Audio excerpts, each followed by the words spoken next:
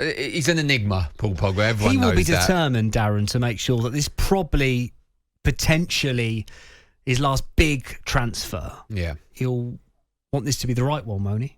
Well, you said it exactly right. If he was as bad as everyone is saying he is, he wouldn't even have a club. No one would want him. Now, everyone seems like all the top clubs would take him, some more so than not. I've been a big backer of Paul Pogba over the last couple of years because I think he's a fantastic player. There's a lot of talent there. I think I'm starting to steer away from it a little bit in terms of the Pogmentary. I think I've said that right. It's got a 1 star, I think, at the moment. It? So I haven't, no. Not many people have, I think. No. And I think you're just having unnecessary digs at Manchester United. You're backing yourself, which you would. You have to have a certain degree of confidence and arrogance. But I think he's just recently had a little bit too much. He's a top player, as I think Colton Palmer said in the feature. He's won the World Cup.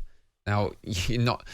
The problem with Paul Pogba, and I've said this on numerous occasions, is there's always answers to that. It's like, well, he's won the World Cup. Yeah, but it weren't him. It was because Kante was next to him. Or, he's had a good game here. Yeah, but so-and-so had a good game. There's always excuses as to why Paul Pogba puts in good performances. But when there's a bad performance, it's everyone, a waste of everyone talent. jumps So on whose him. fault is that? Is it a waste of talent? When you say he's won the World Cup, he's clearly had... He's wasted that talent at Manchester United, hasn't he? Yeah, but again, the other argument is who has excelled in the last 5 years at Manchester United. There's an argument Cristiano Ronaldo has come in and done what Cristiano Ronaldo does. Fernandes, the first 6 months to a year of him arriving. No one else has really come in and set the Premier League alight. Because players of the significance and importance of Paul Pogba to that group have underdelivered.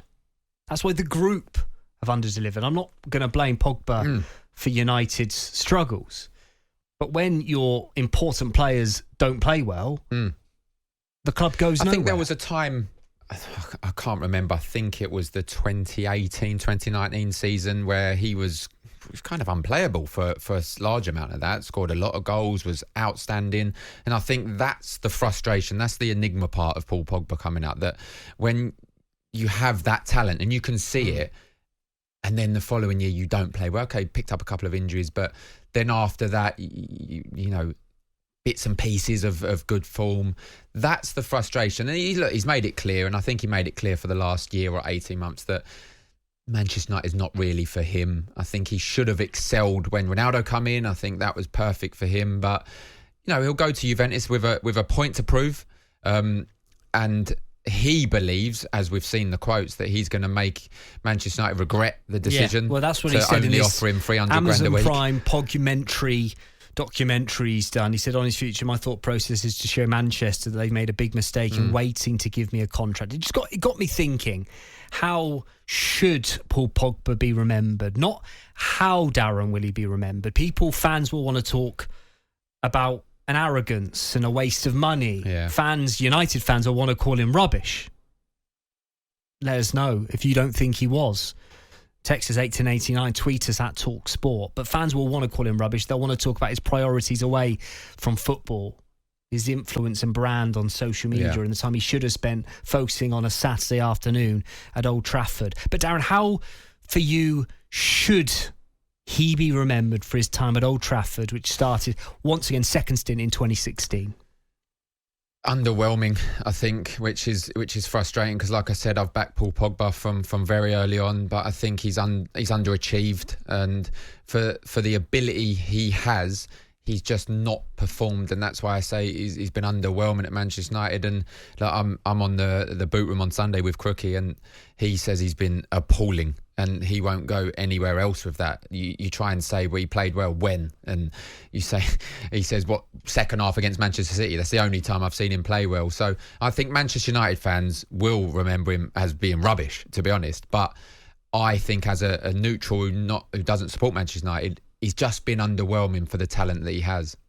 Erik ten Hag played a big role, we understand, in the club severing ties with Ralf Rangnick. Wasn't agreeing to meet with him, didn't want to spend time with Rangnick in this consultancy role. So now we're being told That was a huge part in Rangnick's proposed consultancy role at the club now ending, not willing to work with him.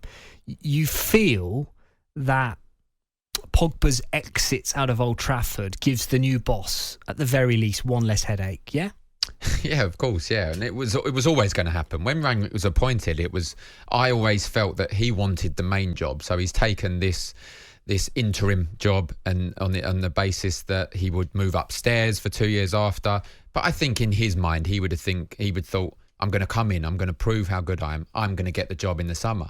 I don't think he realised how huge the job was at Manchester United to turn it around.